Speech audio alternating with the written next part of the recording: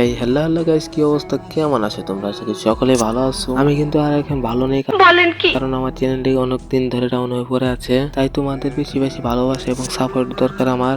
তো বেশি কথা না বলে আজকের মতো ইন্ট্রো দিয়ে ভিডিও শুরু করা যাক।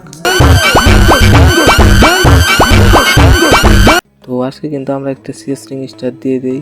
তো স্টার দেওয়ার পর আমরা যা এনিমির সাথে ঘটাই তা তোমরা ভিডিওটি দেখলে বুঝতে পারবে।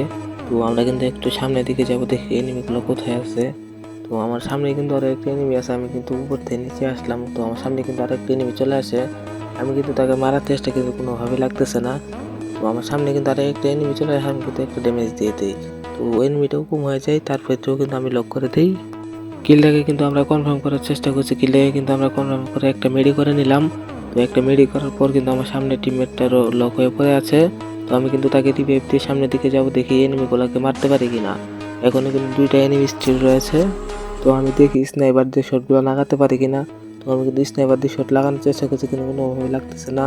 ও ভাই, একটা কিন্তু শট লেগে গিয়েছে। তো আরেকটা এনিমি কিন্তু আমি লক করে দিলাম, আরেকটা এনিমি আমাকে মারতে চেষ্টা করছে।